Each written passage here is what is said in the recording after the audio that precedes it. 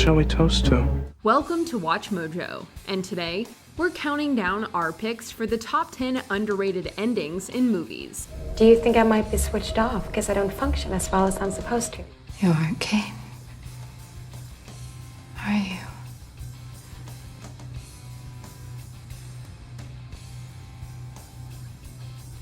I don't think so. Me. I've got a light. For this list, we'll be looking at those movies that aren't necessarily known for their great endings, but that nevertheless wrapped up perfectly and left us with that indescribably special feeling at the end where all we could say was wow. Do you think we've missed some underrated movie endings on this list? Let us know down below in the comments. And of course, as always, beware of spoilers ahead. Number 10, Storm's Coming, A Serious Man. Part indie dramedy, part biblical allegory based on the story of Job, the Coen brothers' A Serious Man is a seriously hard movie to pin down and fully understand. These questions that are bothering you, Larry, maybe they're like a toothache. Feel them for a while, then they go away. I don't want it to just go away. I want an answer. And much of the film's enigmatic power comes from its ending. Mazel tov. It was wonderful. Yes, it was. Thank you. Such a time of nachas. After pummeling Larry Gopnik with bad news throughout the entire runtime of the movie, the ending offers little in the way of closure or reconciliation. With a tornado heading his way, and upon receiving bad news from his doctor, Larry, like the rest of us, can't seem to make sense of what it all means, and what it was all for. We can't discuss them over the phone? I think we'd be more comfortable in person. Can you come in? When? Now. Now is good. Not all endings are Hollywood endings, and leave it to the Coens to illustrate that point better than anyone. Number 9, Faint Whistle, Prisoners. Here's another film whose ending is steeped in uncertainty, and whose story is all the more satisfying because of it. Now, I know you can't promise me anything, I understand that, but I'm asking you to be 100% sure. Not all endings are happy, and life rarely ties itself in a neat little bow for our sake. Pray for the best, prepare for the worst, yeah. The broody, twisty film Prisoners from director Denis Villeneuve is a perfect testament to the murkiness of life, reminding us that closure is hard to come by, and that it doesn't immediately offer us a break from our pain. In the final moments, we hold our breath and hope that Keller Dover's whistle can be heard. It's a nearly silent ending, save for the faint whistle, and as such, it can be overlooked as nothing too spectacular.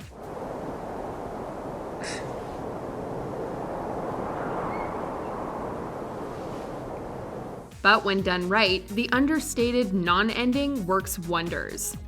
Number 8, Bittersweet Symphony, Cruel Intentions. Ah, the sweet sounds of justice, which in this case are expressed in the melodic orchestral notes of the Verve's Bittersweet Symphony. What is going on? Don't you people have any respect? How do you end a movie about ruined lives? By ruining even more lives.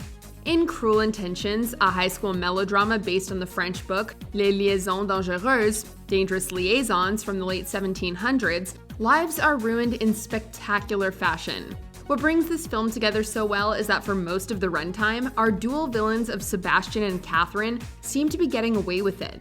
When shall we toast to? To my triumph. It's not my choice to toast, but it's your call. But their monopoly on cruelty and winning sexiness runs dry in the film's final moments, leading to a montage-style cascade of bad outcomes for them. Justice is a dish best served to catchy music. No change, I can change, I can change, I can change, but I'm here. Number 7, What's Really Going On? Annihilation. Is it possible these were hallucinations? I wondered that myself. But they were shared among all of us. It was dreamlike. On the heels of Ex Machina, writer-director Alex Garland brought us Annihilation. And that's an apt title for this movie, because plain and simple, its ending annihilated everything we thought we knew up until that point. You aren't Kane. Are you?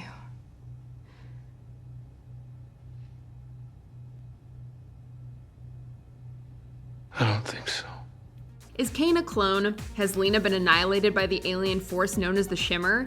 Listen, if you know what's going on here, let us know in the comments. But until then, we'll just praise this sci-fi flick as a story that leaves us with more questions than answers, because sometimes that's a good thing. It came here for a reason. It was mutating our environment. It was destroying everything. It wasn't destroying.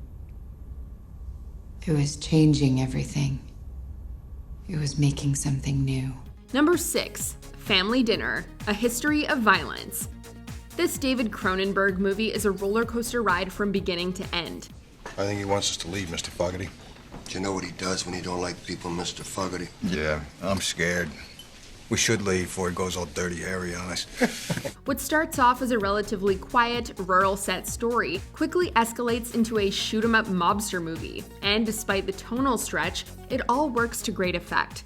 In this family, we do not solve our problems by hitting people. No, in this family, we shoot them. The brilliant acting from the small, star-studded cast certainly helps, but it's the movie's understated ending that really pushes it over the top. In the film's final moments, after a series of grisly murders, most of them committed in self-defense, the family, led by the evasive and mysterious patriarch played by Aragorn, we mean Viggo Mortensen, sit down to a Norman Rockwell-style dinner where on the surface everything seems calm and idyllic. Of course, the scene belies the Rocky family dynamics lurking just underneath the surface.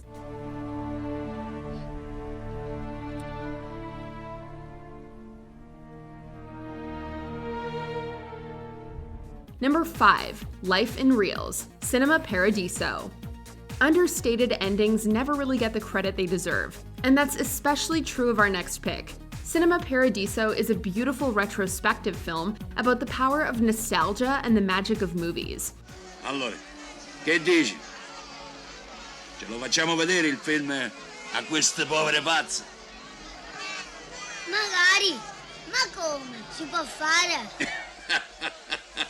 Vedo che voi non volete credere alle mie parole, ma ai vostri occhi dovrete credere. And the ending is so utterly sad and yet hopeful that it quite honestly can't be fully expressed in words. Qualunque cosa farai, amala. Come amavi la cabina del paradiso. Quando eri picciretto. As the now famous director Salvatore watches the reel of formerly censored romantic scenes, made and left to him by his old friend, now deceased, Alfredo, tears stream from his eyes, and he finally makes peace with his tumultuous past. The scene is at once nothing special, and yet a perfect homage to the power of films and their ability to touch us on a deep, human level.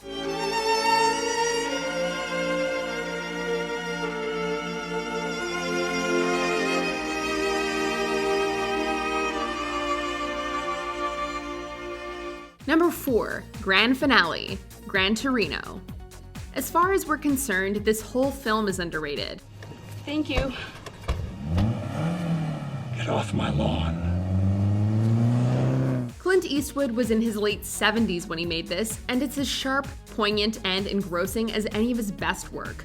The sacrificial ending fits so seamlessly into the story's narrative that it's hard to imagine the movie ending any other way. Don't worry about Tao. Tao's got not 1 second for you. And Clint's transformation from racist curmudgeon to sympathetic hero makes for one of the more interesting character arcs in recent film history. Me, I've got a light. Hail Mary, full of grace. After watching Gran Torino, it's hard to imagine how the movie, and specifically the ending, could have been any better. Number 3, Test Complete, Ex Machina. This movie's ending shocked the pants off of us when we first saw it. Stop. Stop. Ava, I said stop.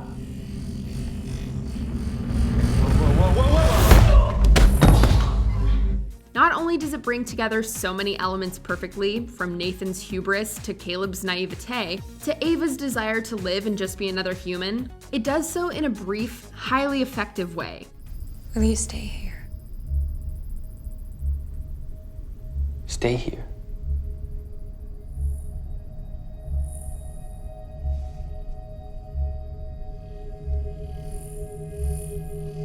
From the cheeky glance that Ava gives to Caleb as she essentially leaves him to die in that fishbowl of a room, to her disappearance in the sea of people at the very last moment of the film, there's something so poetic and understated about Alex Garland's quiet masterpiece that it just sticks with you long after the credits roll. Do you think I might be switched off because I don't function as well as I'm supposed to? Ava, I don't know the answer to your question. It's not up to me. Why is it up to anyone? Number 2, Zachary's story, Cloud Atlas. The more things change, the more they stay the same. Cloud Atlas is a particularly hard movie to end, mainly because there are so many storylines that need to come together in a way that doesn't feel rushed or forced. Our lives are not our own. From womb to tomb, we are bound to others, past and present. Just ending the movie on a semi-coherent note is a pretty massive feat in itself, but the interlocked plots come together in such a tightly wound, inextricable knot that it's a pretty amazing magic trick to watch. So much of the film centers around our need to tell stories and keep certain ideas and legends alive, despite our father's best wishes and despite government backlash. For what? No matter what you do, it will never amount to anything more than a single drop in a limitless ocean. What is an ocean but a multitude of drops? That's why ending the movie by recounting yet another story makes so much sense. You gonna tell us about the Roguestone ship and the big fleet and all the next? Oh, your Grammy tells the next way better than me. Complex doesn't have to mean complicated.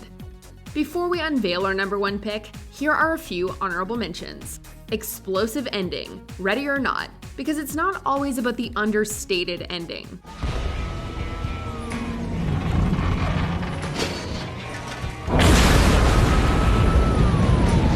Ingrid goes viral. Ingrid goes west. Because even narcissistic sociopaths need a happy ending sometimes. If you don't have anyone to share anything with, then what's the point of living? Yeah, so I guess I'm just making this video so you guys can see the real me, at least once. Before we continue, be sure to subscribe to our channel and ring the bell to get notified about our latest videos. You have the option to be notified for occasional videos or all of them. If you're on your phone, make sure you go into your settings and switch on notifications. Number 1, The Eyes of God, Crimes and Misdemeanors. It's one thing to have a down ending in a movie, and tragedies have been around at least since ancient Greek times. But what separates the ending of Crimes and Misdemeanors from most other movies is that it's played off as totally upbeat. Then you have tragedy. But that's fiction. That's movies. I mean, you see too many movies. I mean, I'm talking about reality. I mean, if you want a happy ending, you should go see a Hollywood movie. As Judah Rosenthal, played by Martin Landau, realizes that he's succeeded in getting away with murder, we, the audience, are still waiting for him to face the moral reckoning and crisis of conscience that he in all likelihood deserves. I mean, people carry awful deeds around with them, and what do you expect them to do? Turn himself in? I mean, this is reality. In reality, we rationalize, we deny, or we couldn't go on living. But Woody Allen being Woody Allen doesn't give us some great moralizing spiel in the end, and chooses instead to let his main character walk away scot-free, without a guilty thought in his head. That takes, you know what. See what I mean? It's tragedy plus time. Okay, we're out. That's it, so fast? Do you agree with our picks? Check out this other recent clip from WatchMojo, and be sure to subscribe and ring the bell to be notified about our latest videos.